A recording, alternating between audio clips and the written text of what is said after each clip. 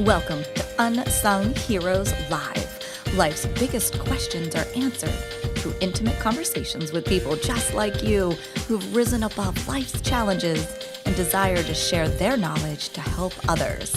I am your host, Christy Knights.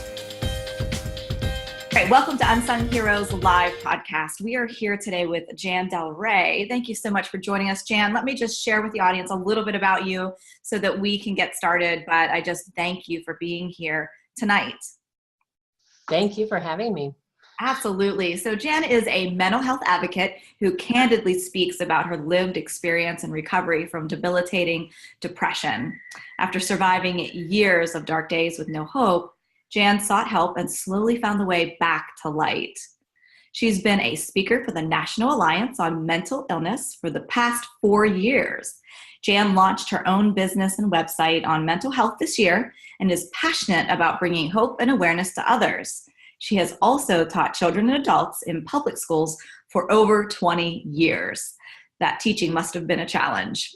It continues to be a challenge. Absolutely, absolutely. Well, welcome.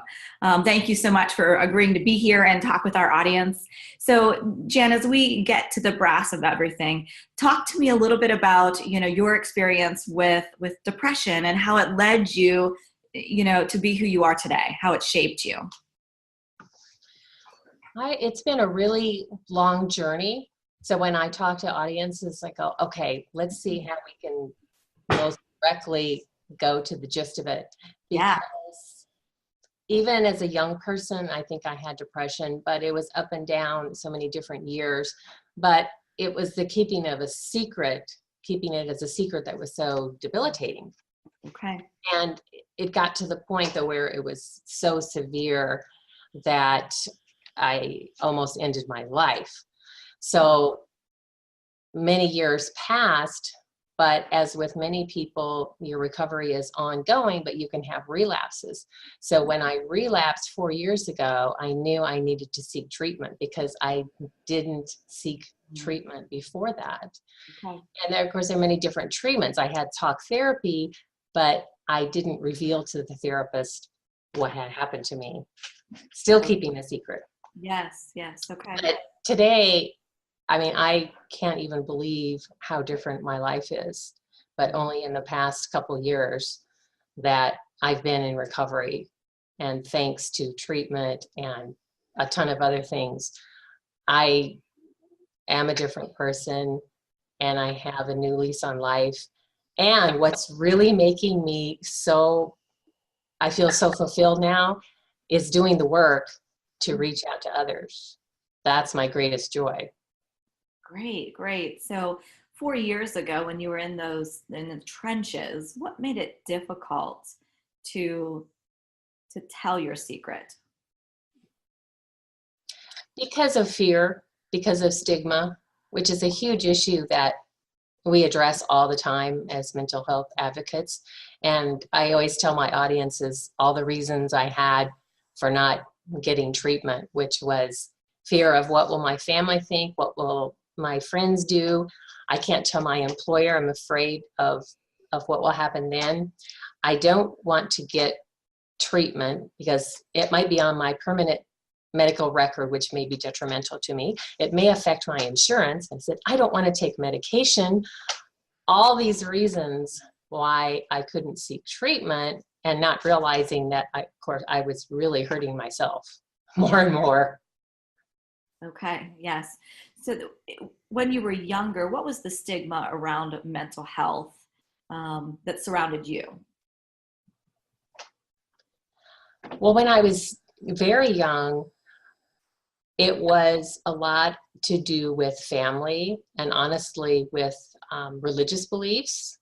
Mm. So unfortunately, not all of us have supportive families.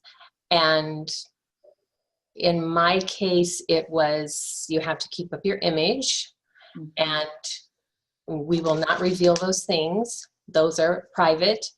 Yes. We don't want the neighbors to know. We don't want people at church to know. We don't want anybody to know. You have to be strong, and you don't talk about emotions. And some of it was you should be relying on God. Yes. You should only be praying and addressing it that way. Yeah, I think that that's so common, more common that many people are aware of, is that, image, but also in churches, in religion, we're taught that if we just give it to God, it'll go away. If we just pray hard enough, it'll go away. And when I speak with clients, I talk to them about, yes, there is an element of truly being in the Word and spending time in prayer or your higher power that gives you the faith to believe you can do the work to get it done. It gives you the backbone to continue moving forward, but it doesn't mean that it fixes it. It doesn't mean that it's the magic pill, that it goes so much farther beyond. And I think as a mental health advocate like yourself, that's so important to say out loud and give people permission beyond religion to seek help and support. Absolutely. Have there been times in your life when you're working with people that you have needed to give that permission? Sure. I have had questions from people of all walks of life in different places, and it's shocked me how when I'll go to maybe a hospital and there will be people there in treatment, and I find out that they're a professor or they're a nurse.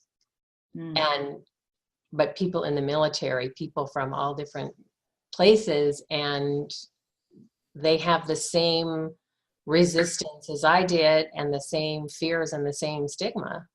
And one of the main things that I love to do is to build that trust and give them an open invitation to be transparent. But I'm the model, and so I'm just an open book. I just don't hold back. And every time I do that, it's like people just say, me too. And this is what I'm going through. Or my sister, my uncle, my friend, always. Yeah, that validation is powerful. How important is authenticity in your line of work? It is huge. It's everything. I've just gotten some feedback from some places because I'm branching out into other areas to do presentations. And I was just at a wonderful university last week, and I was able to, so this is on my own privately, I was able to solicit written feedback from them. And, every single one of them said, your authenticity is so appreciated. And I was able to connect with them so easily. Yes. I hope it's always that way. Well, it isn't always that way. Okay. But what I've learned is that when you're speaking to someone, you cannot judge by their face or their body language or even what they say, how it's affecting them, because they may be sitting there silently or looking out the window, but come to find out they heard every word you said and they totally resonated with what you said. Yes. And I've learned this from 20 years of teaching. If I reach one person, I'm ecstatic. If that presentation was for one person, it's totally worth it. Yes, absolutely. How do you teach authenticity to those who are struggling? Oh my. I don't know if that's possible. Well, to be authentic, though, you have to feel safe. Yes. Okay. But because I don't, oh boy, this is a huge thing. Because in personal relationships, I have strong boundaries, which I think is so super important. We know that. I have boundaries, and so I don't share with just anybody. Certainly don't. I don't often share with strangers, and even with friends. Yeah. I have to know where I'm safe and where I'm not. Mm-hmm. And I've probably, well, I'm sure in the past have held back way too much because I wasn't willing to risk being authentic. So it's much easier when you're when you've been invited to stand in front of people, then you know, I get to go home after this. Right, right, yeah. But in personal relationships, it can be very challenging at times, and that feeling of safe is essential. In what ways do you allow those who are around you when you're teaching to feel safe? What do you do? Well, as I said, I have to model everything that I'm teaching. And of course, we're not perfect. And so I catch myself saying, oh, well, maybe I didn't do that right. Or I wasn't positive as I should be. Or maybe I wasn't upfront. And then there's one thing about, as a teacher, I mean, I'm like an actress. I'm on stage. And so when I was in my dark days, I fooled everybody in my class.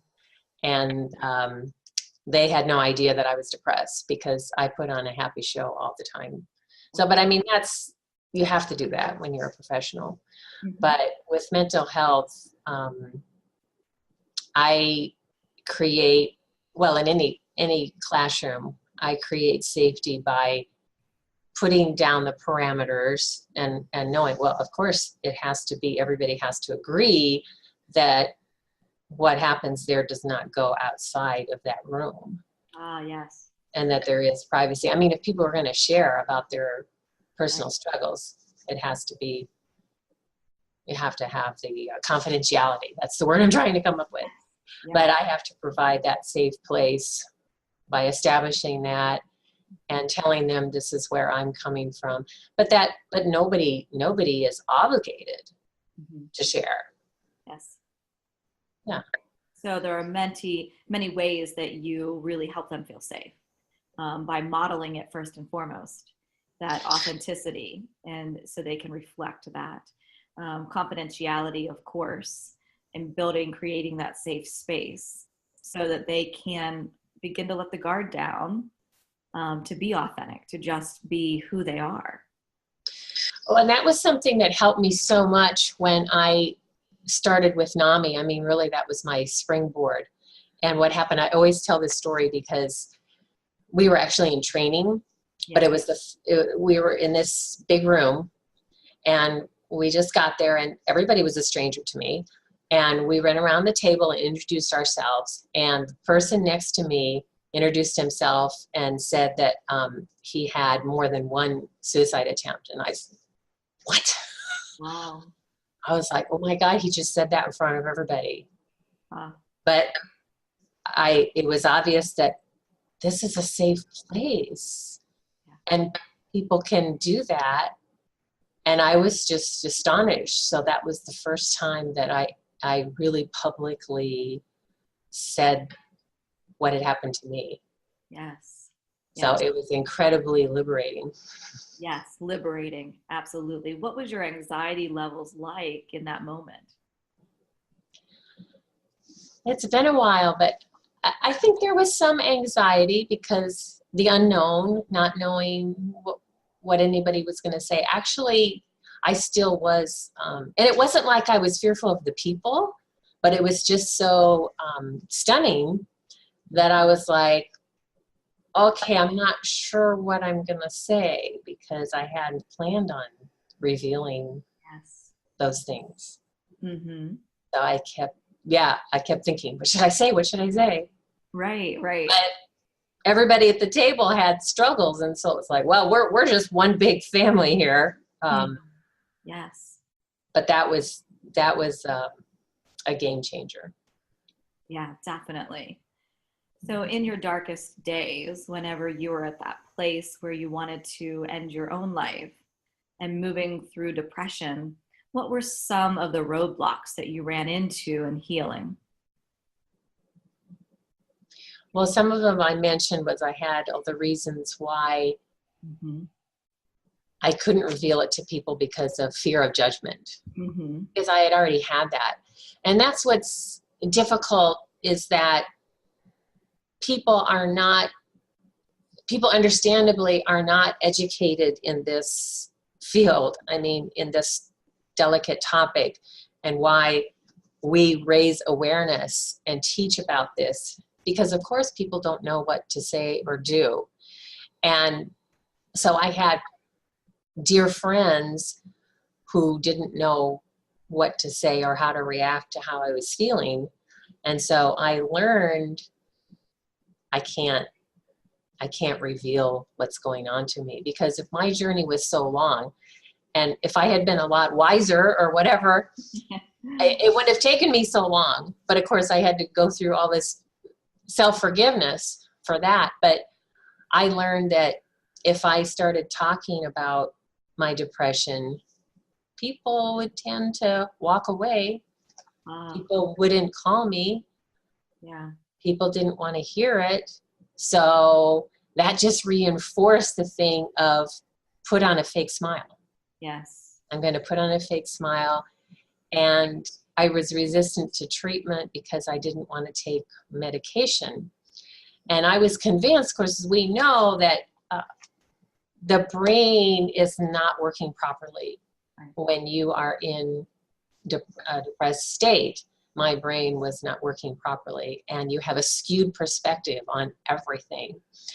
And I'm sure I exaggerated things, I imagined things, and I was convinced there was no hope. There was no hope. I've tried everything. I don't want to try this again. There is no hope for me. Okay. So why bother? Yes. Yes. So as you began taking those steps to healing, what gave you that courage to do that? That's a good question. I was going to say it really wasn't courage, but maybe I will give myself credit for that. But honestly, and I'm brutally honest, it was 4.5 years ago when I came to the crossroads again, and I had already had one suicide attempt. And so I found myself in the dark days again, and I said, oh, I can't believe it. I'm at a crossroads again. Mm-hmm. And I have to do something. So I either have to find a way to end it, or I need to get treatment. And it was triggered by a very disturbing phone call that I had. It was just one of those things where, okay, this is the last straw. Yeah, yeah. And I was desperate, and I really didn't think there was any hope that I would recover. But that was my choice, and I didn't want to revert back to years of dark days. So that was the courage that I had to make an appointment yes. to seek treatment. So okay. So that first step was really being able to make that phone call for an appointment. I did. And I still had to wait a few days, and I wasn't sure I could hang on. But part of me was, well, I'll just get that over with. I'll just go to the doctor so that I can say, okay, tried that, didn't work. Check. Yeah. Yeah. So I was lucky. I always tell people, because I've seen the long, difficult journeys other people have taken in treatment, and in comparison, it's like, whew, I had a straightforward path, and it wasn't easy. Sure. But I'm just saying, as far as specific treatments, mm-hmm. that mine was simpler. Okay. Yes. The medical treatment. Mm-hmm. Mm-hmm. So did you spend time then actively in therapy on a weekly basis, or medication? What path did you choose that worked for you? I chose some medication that I didn't want to do, but as I'm sitting in the doctor's office, and we, in our presentations, we always talk about collaborating with the doctor. Mm-hmm. And being an active participant in your own health. So again, I was lucky because he didn't dictate to me what to do. So we worked together, and he said, well, here's some options. And I declined the option for talk therapy. I said, been there, done that. That has its place. Yes. This is only my journey, remember, everybody. Yep. And I said, well, I guess I should try the medication. And I'm sure, the voice in my head was still saying, not going to work. But I said, well, you can always try. And so that's what happened. And I don't think there's a magic pill. But the way I look at it is funny. He and I even talked about the placebo effect, honestly. Yes. And I wish I could say what happened, but I don't know exactly what happened. And I did have an adjustment. There's horror stories about side effects. And I always say, look, you don't know ahead of time what's going to happen. But when I had a side effect, he adjusted the dose. And I think it was a springboard. It was a motivation for me to take control and to find a path for recovery. So after that, I really developed a ton of coping skills. That was the time when I found NAMI. And to be honest, I tell people I was disappointed that the medical system that I was under did not follow up with me. Oh, wow. Okay.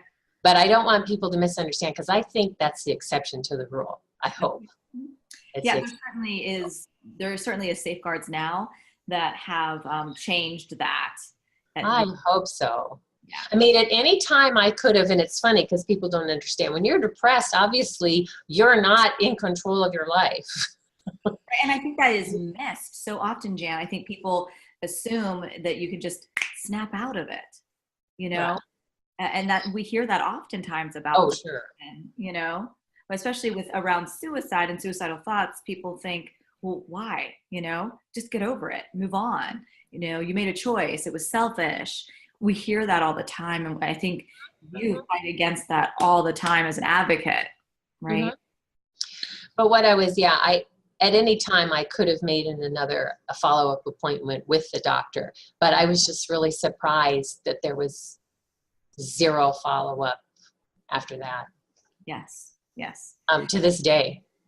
Wow. Okay. So nothing it's funny, I get reminders to, get a mammogram and get a flu shot and all these other things. But I'm like, wait a minute, what about my mental health? Do you not see that it's on my record?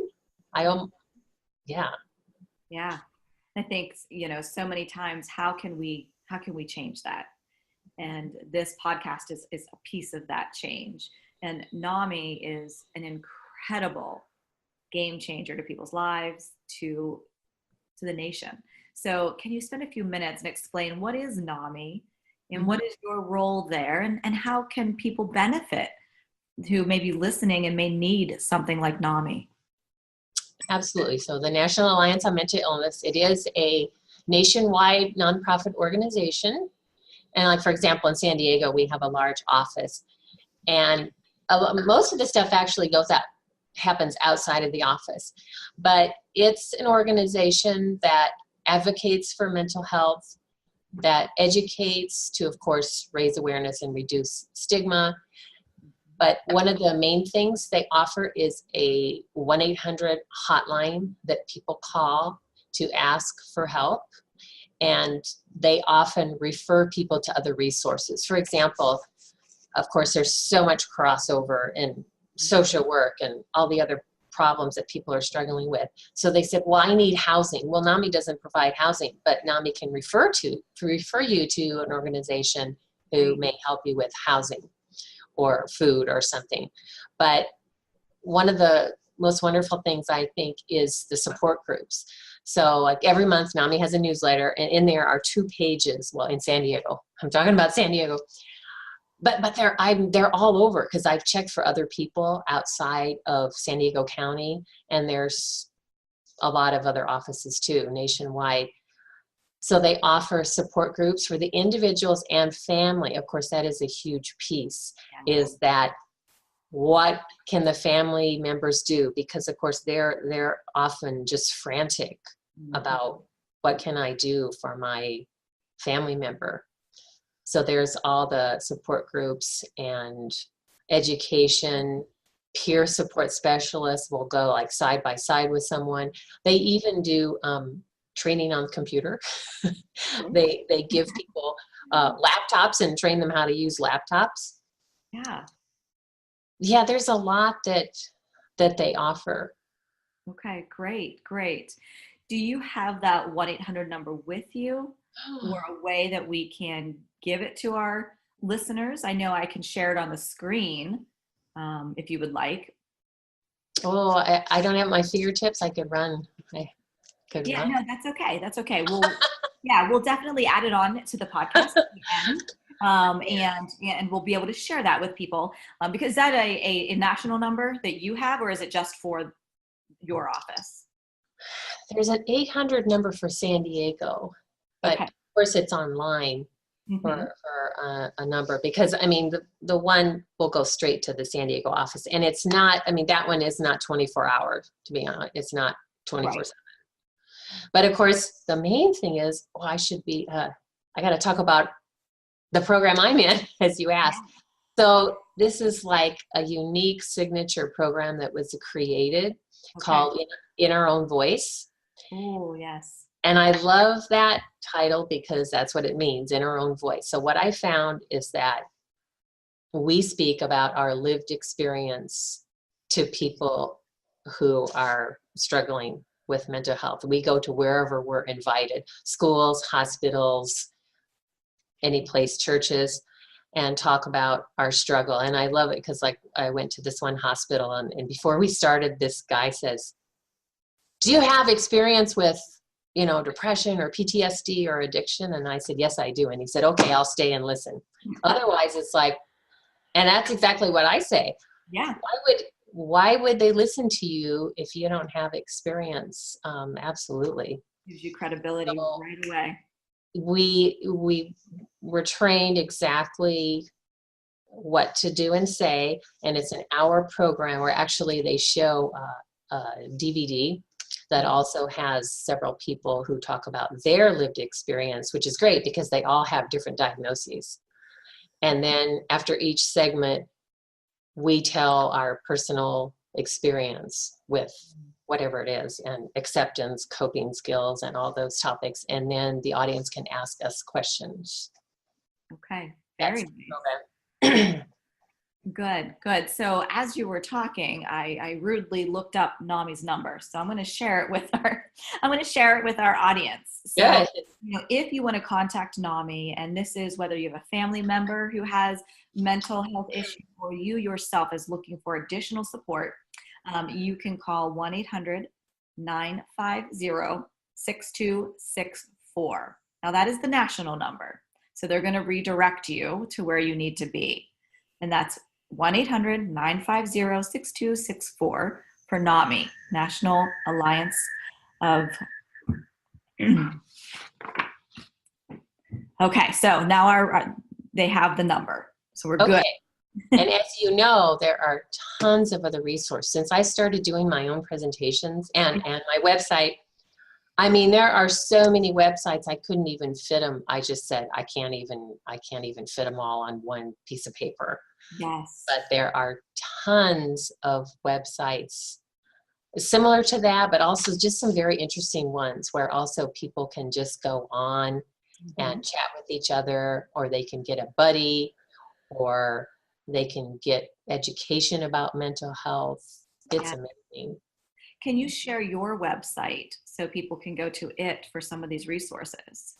Yes, it just launched. So, of course, www, and it's Jan, very easy, Jan, but Delrey, which is DELREY.com. Great, thank you so much. So it does, under resources, it has one of my favorite things is a link to what not to say. This has become my favorite thing because of the feedback that I got, especially last week at the university. They all just wanted to know, what do I say to somebody and what not to say? Okay. There are a couple good websites on that, and I have my own personal list. I have a personal list that says what I hated hearing. Yes, yes. So can you give us a sneak peek into what not to say and what to say?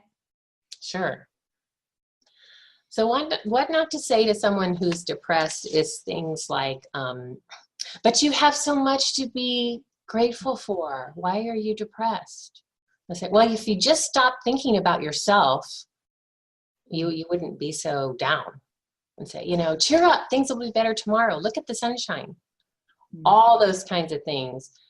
When you are desperately in the dark days, that will go over your head so fast, and it actually makes you feel you are carrying more and more weight, burden of guilt. So your reaction is, okay, then I'm really screwed up.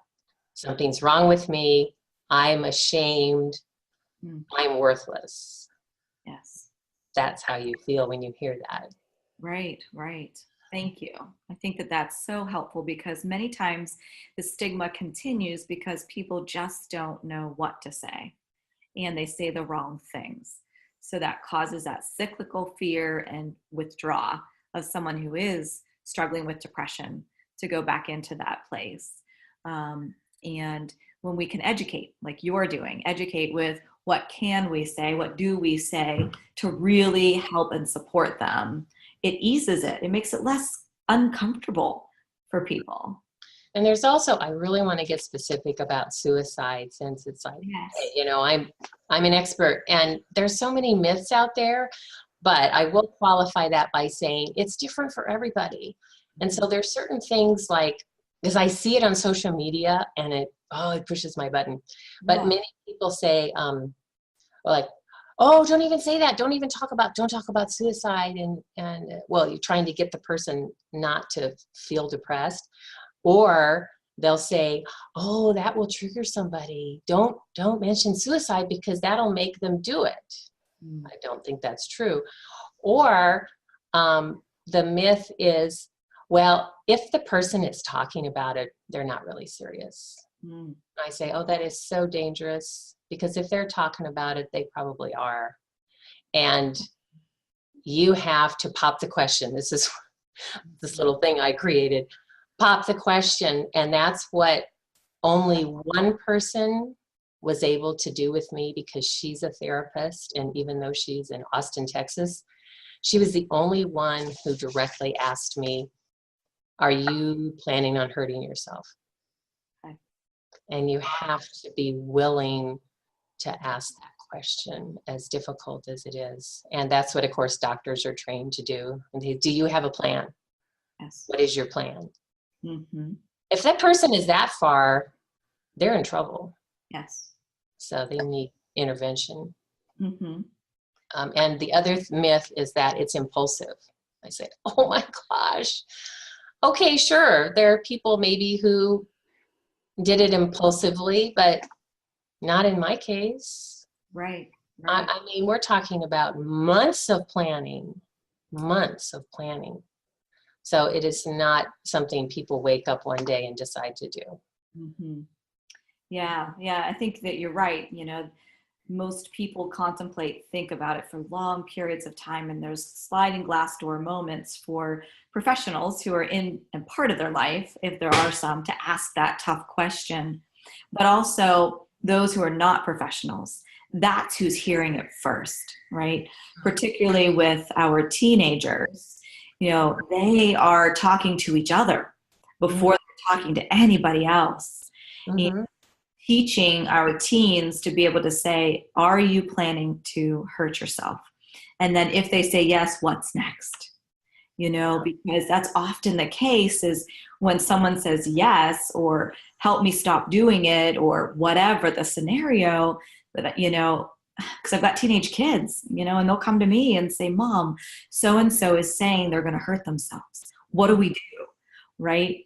But if they're able to deliver what to do next, then it can truly help lift the stigma starting at such a young age. Oh my goodness.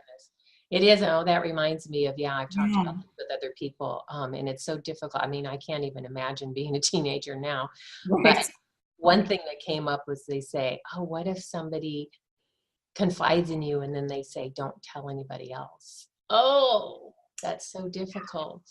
But it could come to the point where you have to decide, am I willing to lose that friendship, or am I going to possibly save their life? It could come to that. Yeah. And that is so hard for anybody, let alone, a teenager. And that's exactly how I advise too, Jan, is that, I say, look, you've got two options in your head.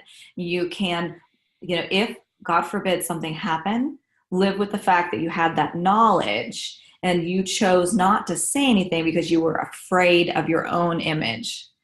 Or, or you take that risk and you say something. What do you want to live with?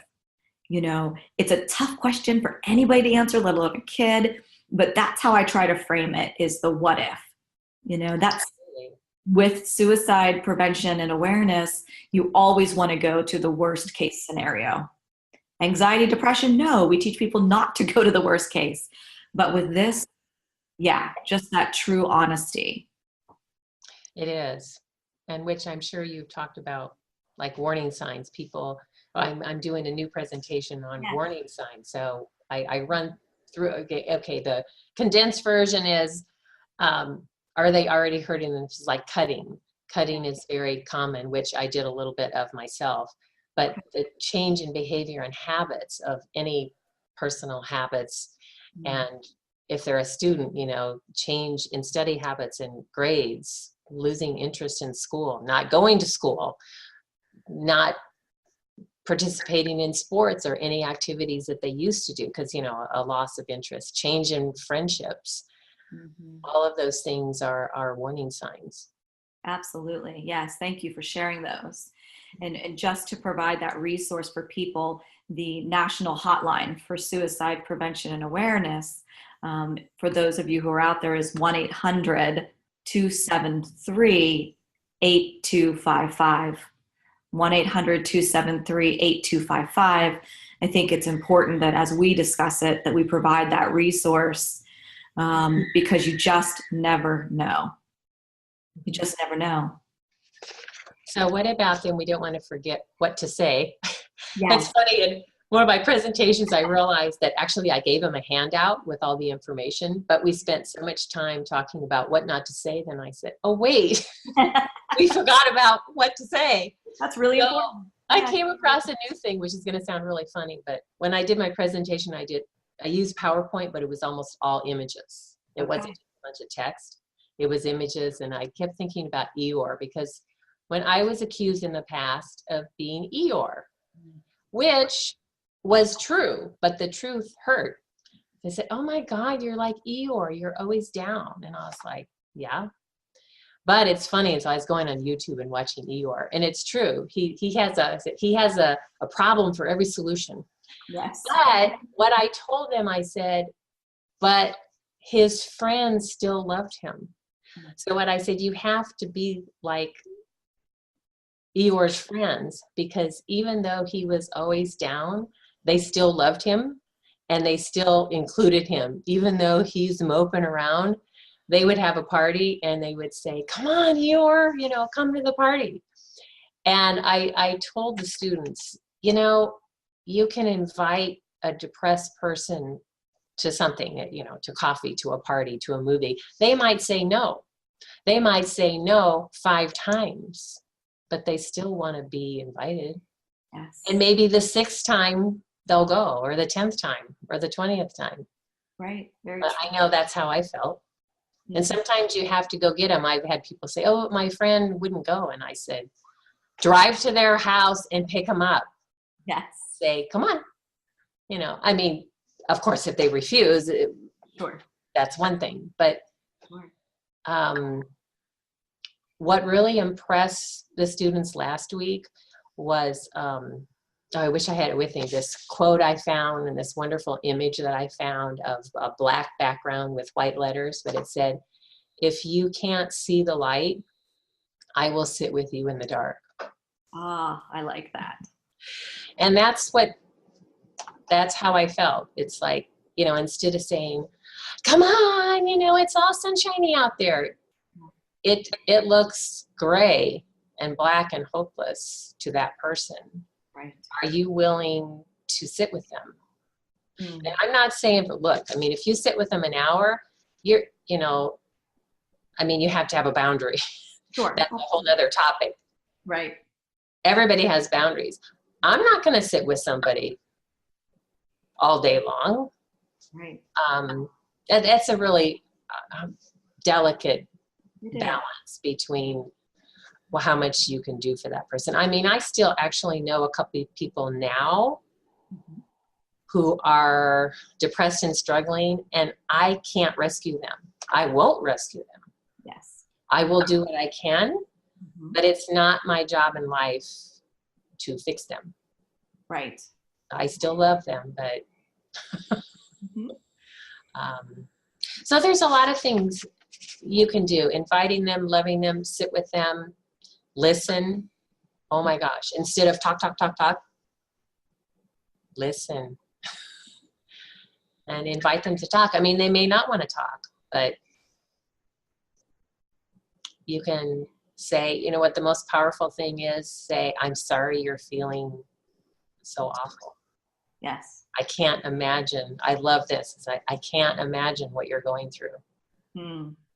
Yes. Because what I hated hearing was, oh yeah, I know. Absolutely. No, right. you don't. They don't. Right. They really don't get it. Right. So Jan, if you had to write a thank you note to someone, who would you write it to?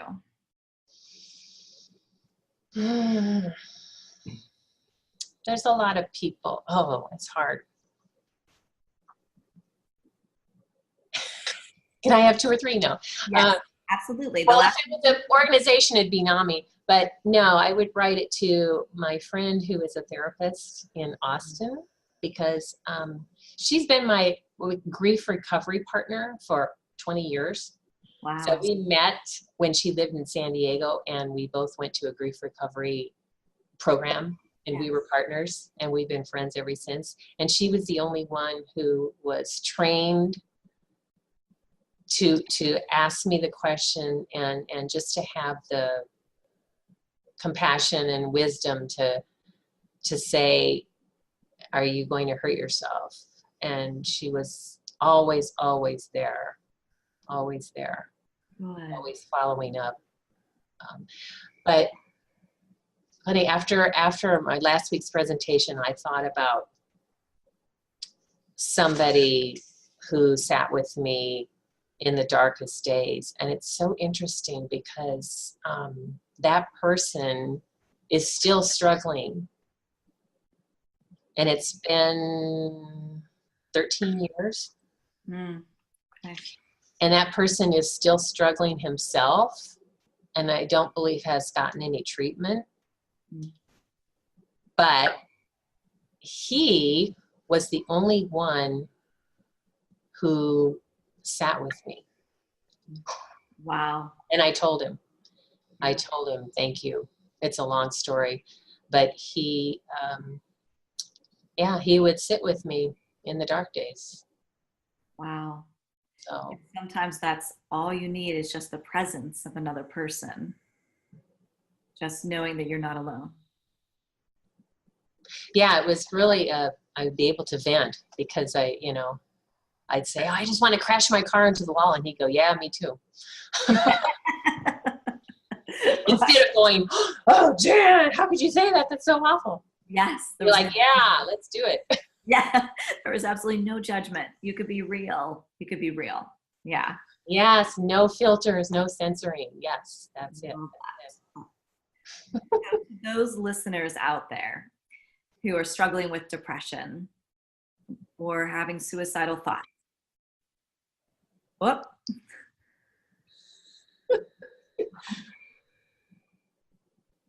Hey, Dina. Hi, Dr. Brown. How are you?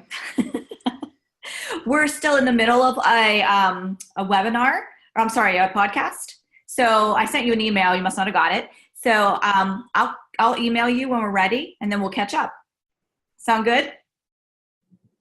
Yeah, you see it. Okay, we'll cut that part out. Glad you know how to do that. Yeah. Yes. So anyways, what I was saying is, those who are out there, what would you say to them, living your experience and where you are now, advocating and giving back? What would I say to people in the dark days? Yes. Yes. If someone is in darkness right now, struggling with depression and with those thoughts, what would you say to them? you know what I wanted to do this time? This is probably, this is a in the moment Band-Aid, but what I just envision people doing is putting your hand over your heart. You can close your eyes and just send love to yourself. That may sound crazy, but you have to be able to know that you can send love to yourself. There is love in your heart.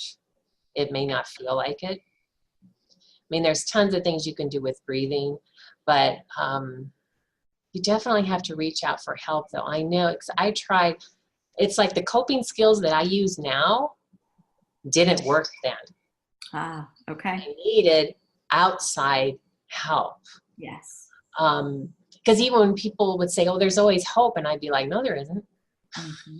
Yeah. But in your world, you can see it. People would say, this is so funny, because now I practice being in the now present moment all the time. Yes. But it's easy. But I remember when people would say, well, just think of the present moment, and don't you feel okay right now? And I go, no, I don't. I want to die right now. But if there's, you can try and tap into love from your own heart. But if you're smarter than I am, don't delay. Reach out to somebody, if it's a friend or an 800 number or a physician. It's worth a try. Yes. Take that action. So thank you so much for being here tonight, Jan. I really appreciate your time and your wisdom. Share with us one more time your website. So if someone would like to get a hold of you and would like to be a part of your world, how can they do that? I would love that. It's jandelrey.com. So it's JANDELREY, not RA, REY.com. It has resources and contact information. It's a work in progress. It just launched, and wonderful. You have a ton of wisdom to share, and I believe that you're a blessing to so many, and that authenticity shines through. You are truly an unsung hero that the world deserves to know. So thank you, and you too. Oh, thank you. Thank you so much for your time, and it's been a pleasure interviewing you. Thank you. We will talk soon. Okay, bye-bye. Thank you for joining this episode of Unsung Heroes Live. Each week, we highlight a hero that has created a life of joy and peace despite the challenges. Through their transparency, life's biggest questions are answered. For additional resources and community support, go to www.christyknights.com. Until next time, I'm your host, Christy Knights. Be real, be raw, just be the hero that you are.